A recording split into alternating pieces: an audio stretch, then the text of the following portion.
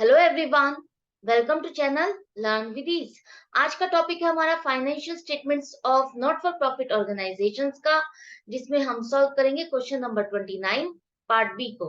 और ये है आपका चैप्टर नंबर 1 डी के गोयल की बुक से, क्लास 12 अकाउंट्स के लिए। शुरू करते हैं आज का लेसन। आपके पास है रिसीट एंड पेमेंट अकाउंट 31 मार्च 2019 का। यहाँ पर आपको कुछ एडिशनल इंफॉर्मेशन भी दी गई है। इस इंफॉर्मेशन को आपको बताना है, सारी चीजों को आपको बताना है कि आप यहाँ से फाइनल अकाउंट्स में एनपीओ के क्या शो करोगे, किस तरह से इसको प्रेजेंट करोगे। एनपीओ के फाइनल अकाउंट्स में आपको पता है क्या बनाना होता है। एक तो इनकम एंड एक्सपेंडिचर अकाउंट और balance sheet. Income and expenditure account आपका बिल्कुल एक प्रॉफिट एंड लॉस अकाउंट की तरह होता है, जहां पर आपको एनपीओ के प्रॉफिट या लॉस कि टर्म्स को आपको दिखाना है। बैलेंस शीट में आप वैसे ही दिखाओगे जैसे आप प्रॉफिट अर्निंग ऑर्गेनाइजेशंस का दिखाते थे, एसेट्स और लायबिलिटीज। अब यहाँ पर आपके पास दिया गया है, पेमेंट की है आपने स्पोर्ट्स मटेरियल के लिए 3 लाख रुपए, कैश परचेज की है स्पोर्ट्स मटेरियल 80,000 रुपए। तो यहाँ से आपको क्या कैलकुलेट करना है, अभी तक आपने लास्ट क्वेश्चन में जो सीखा था वही यहाँ पर अप्लाई करना है कि आपको निकालनी है कंजम्पशन की वैल्यू, कंजम्पशन की फिगर स्पोर्ट्स मटेरियल की। तो आपके पास पेमेंट की फिगर है कि आपने स्पोर्ट्स मटेरियल के लिए कितनी पेमेंट की है क्रेडिटर्स को। तो उस पेमेंट को लेकर के आप कैलकुलेशन को स्टार्ट करोगे। टू स्पोर्ट्स मटेरियल कंज्यूम लिखो एक्सपेंस वाली साइड पर। पेड टू क्रेडिटर्स क्या है आपके पास, 3 लाख रुपए है। 3 लाख रुपए आपने इस साल क्रेडिटर्स को पेमेंट की है, जिसमें इंक्लूड है आपकी पिछले साल से रिलेटेड क्रेडिटर्स को भी, और आने वाले सालों के लिए अगर आपने एडवांस पेमेंट की है तो वो भी हो सकती है। आपको सारी एडजस्टमेंट्स करनी है। आपको यहाँ पर लेस करना है ओपनिंग क्रेडिटर। क्यों? क्योंकि ये आपने जो पिछले साल परचेज किया था स्टॉक, उसकी पेमेंट आपने नहीं की थी और उसकी पेमेंट अब आप कर रहे हो। तो इसका मतलब है ये खर्चा आपका पिछले साल से रिलेट करता है, जिससे आपको लेस करना होगा। आपने ये पिछले साल के लिए पेमेंट की है, ये इस साल का खर्चा नहीं है। इसी तरह से कुछ क्रेडिटर्स है आपके इस साल के एंड में 60,000 रुपए के। मतलब कि ये स्टॉक आपने खरीदा है लेकिन आपने इसकी पेमेंट नहीं की है। तो पेमेंट नहीं की है लेकिन स्टॉक आपके पास आ गया है, आपने इस साल खर्चा किया है, तो आप इसको ऐड करोगे क्लोजिंग क्रेडिटर्स 60,000 रुपए। तो टोटल आपके पास आ जाएगी क्रेडिट परचेज 3,15,000 रुपए। मतलब कि आपने जो सप्लायर से खरीदा है सामान, वो 3,15,000 रुपए का है। इसके अलावा आपने कुछ सामान 80,000 रुपए का भी खरीदा है कैश परचेज, वो अलग है, वो इसमें इंक्लूडेड नहीं है, इसको मिक्स मत करना। अब यहाँ पर जो क्रेडिट परचेज है इसमें आप ऐड कर दो कैश परचेजेस 80,000। तो टोटल परचेज आपके पास आ जाएगी 3,95,000। जो सारा सामान आपने इस साल खरीदा है, चाहे वो क्रेडिटर्स हो चाहे आपने कैश में दे करके सामान खरीदा है, 3,95,000 रुपए का सामान आपके पास है। साथ में आपके पास क्या है, ओपनिंग स्टॉक। ओपनिंग स्टॉक क्या है, 1,20,000 रुपए। तो आप इसको ऐड कर दो, तो टोटल स्टॉक आ जाएगा आपके पास अवेलेबल, जो आपको कंज्यूम करना है या आपके पास बच जाएगा।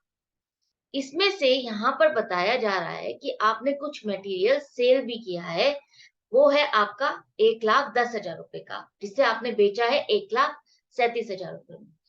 आपको इसको समझाने के लिए एक एग्जांपल देती हूँ। आपने मान लो एक चेयर खरीदी 5,000 रुपए की। आपने उस 5,000 की चेयर को आगे सेल कर दिया 5,500 रुपए का। तो आप क्या लेस करोगे उसकी वैल्यू को? आपको 5,000 की वैल्यू को लेस करना है। 5,500 रुपए नहीं पड़ी है आपको उसकी कॉस्ट। आपको उसकी कॉस्ट कितनी पड़ी है, 5,000 रुपए की। 500 रुपए आपने उस पर प्रॉफिट अर्न किया है। तो उसी तरह से अगर आपने स्पोर्ट्स मटेरियल को सेल किया है, तो ये आपने 1,10,000 रुपए का खरीदा था, जिसे आपने 1,37,000 रुपए में बेचा है। तो यहाँ पर आप कितना लेस करोगे, जो ये स्टॉक है इसमें 1,10,000 रुपए का स्टॉक इंक्लूडेड है, जिसे आपने बेच दिया है। तो आप 1,10,000 रुपए से इस मटेरियल को लेस कर दोगे, तो आपके पास बच जाएगा स्टॉक, जो आपके पास अवेलेबल है कंजम्पशन। हम यहाँ पर क्या निकाल रहे हैं, उस स्टॉक को देख रहे हैं जो हमारे पास हमने कंज्यूम किया है इस साल अपने इवेंट के लिए, या एनपीओ ने यूज किया है, किसी भी ऑर्गेनाइजेशन ने यूज किया है ड्यूरिंग द ईयर। तो यहाँ पर जो आपने सेल कर दी है, तो आप उसको 1,37,000 से लेस नहीं करोगे, आप उतना ही स्टॉक लेस करोगे जितनी वैल्यू आपने उसकी परचेज करने में पे की है।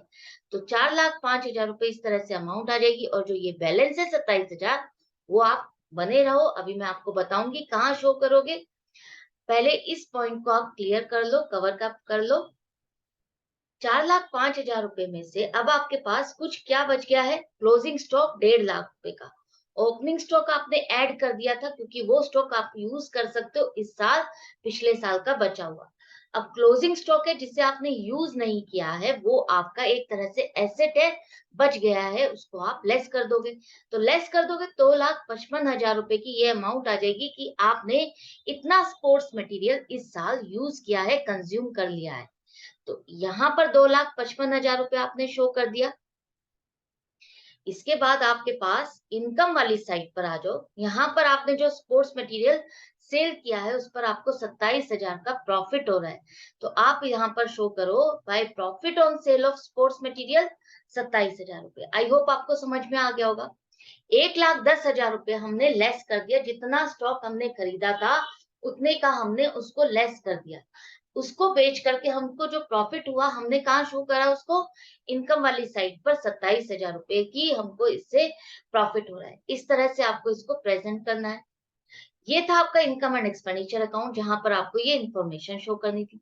साथ में ही यहाँ पर कुछ इन्फॉर्मेशन है जिसे आपको बैलेंस शीट में शो करना है। यहाँ पर पूछा गया है कि आप सारे फाइनल अकाउंट्स जो बनते हैं एनपीओ के, उनमें यहाँ से जो इन्फॉर्मेशन दी गई है उसको आप कहाँ कहाँ शो करोगे। तो सिर्फ इनकम एंड एक्सपेंडिचर अकाउंट बना करके मत छोड़ देना, जो बैलेंस शीट में शो किया जाएगा उसे भी आपको कवर करना है। तो यहाँ पर आपके पास जो क्लोजिंग स्टॉक है वो आपके लिए क्या है? एसेट है, जिसे आप एसेट्स में शो करो। जैसे नॉर्मल आप क्लोजिंग स्टॉक शो करते हो प्रॉफिट ऑर्गेनाइजेशंस के लिए, उसी तरह से ये आपका एसेट है जिसे आप एसेट्स में शो करोगे 1.5 लाख रुपए। जो क्रेडिटर्स हैं, क्लोजिंग क्रेडिटर्स, ये आपकी लाइबिलिटी है। जैसे आपकी नॉर्मल बैलेंस शीट आप बनाते हो प्रॉफिट ऑर्गेनाइजेशंस के लिए, लाइबिलिटी होता है और आपको लाइबिलिटी साइड पर शो करना होता है। उसी तरह से आप क्लोजिंग क्रेडिटर्स, जिसको आपको पेमेंट करनी है, लाइबिलिटी है, उसे आप शो करोगे लाइबिलिटी साइड पर 60,000 रुपए।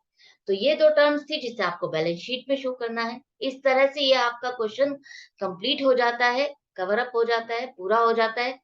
तो आई होप ये आपको समझ में आ गया होगा। धीरे धीरे हम स्टेप बाय स्टेप बढ़ते जा रहे हैं, एक एक टर्म को कवर करते जा रहे हैं, समझते जा रहे हैं कि क्वेश्चन में क्या चीज आएगी, तो आपको किस तरह से उसको प्रेजेंट करना है, किस तरह से एनपीओ के अकाउंट्स को पूरा कवर किया जाएगा, किस तरह से कंप्लीटली बनाया जाएगा, किस टर्म का क्या यूज है, किस तरह से उसका बैलेंस आपको शो करना है। तो मैं मिलूंगी आपसे नेक्स्ट वीडियो में नेक्स्ट क्वेश्चन के साथ, लेकिन आप बने रहो, सीखते रहो, प्रैक्टिस करते रहो। ऑनलाइन क्लासेस के लिए आप मुझे व्हाट्सएप भी कर सकते हो। Goodbye and take care.